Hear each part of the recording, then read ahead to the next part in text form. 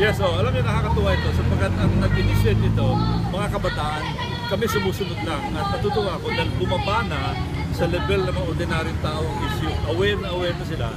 Kaya ginawa niya ito sa pamamagitan ng Facebook.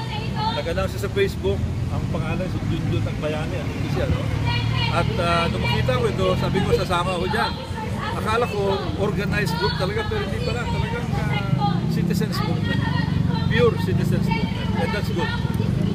And the intention was really to time it because the China issue, the Chinese are a threat to our independence. Imagine they're already inside our exclusive economic zone. If they succeed in constructing that airstrip inside the West Philippine Sea on Mapini Reef, that will be a threat to our security, not only to the Philippines but to our allies, because that covers, if you draw a 1,000-mile radius around Mapini Reef, it covers the entire Philippines, the entire Borneo, most of Vietnam, part of Malaysia, part of Indonesia, part of Taiwan. So it's really a big danger, a clear and present danger to our security. Sir, do we see anything, something coming up na katulad later or medyo pan-negative po? Well, I think mukhang sasama pa ito bago umulit, no? Nanalangin ako na yung mga diplomats natin ay magtatagumpay. Yung United Nations mukhang papasok na sa issue ng Vietnam at China kasi yung dalawa nanawagan sa Secretary General ng UN. Dapat ito dito na nila, meron tayong pending na kaso sa Ipdos. Mas maganda na malaman ito ng daigdig. At natutuwa ko, ngayon, yung kilos sa kabataan, dito kayo, dito international.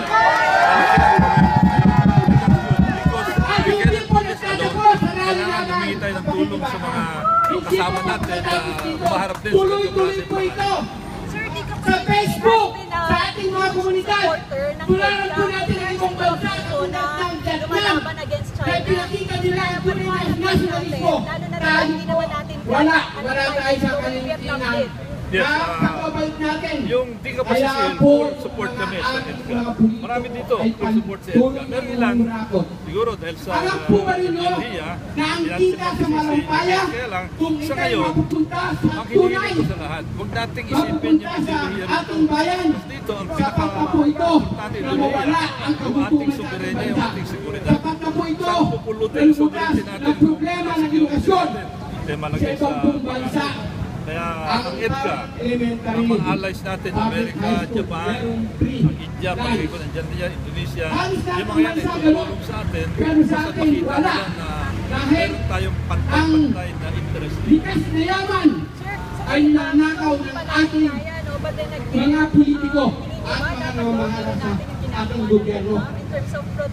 Ito po ang kasi hindi naman, palagay ko, hindi wala sa kultura pa natin yung gulo, may pagpatayan sa mga klase mga rally.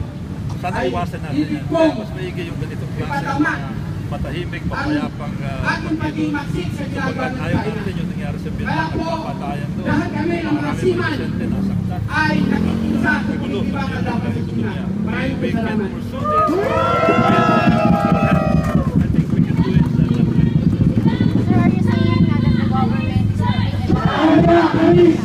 Kailangan suportahan natin yung gobyerno. Ang akala ng gobyerno, ng mga tao, hindi aware dito. Dapat malaman nila na aware ang mga tao. Gising ang mga tao. At hintay nila yung mas laro aksyon ng gobyerno. Kasi parang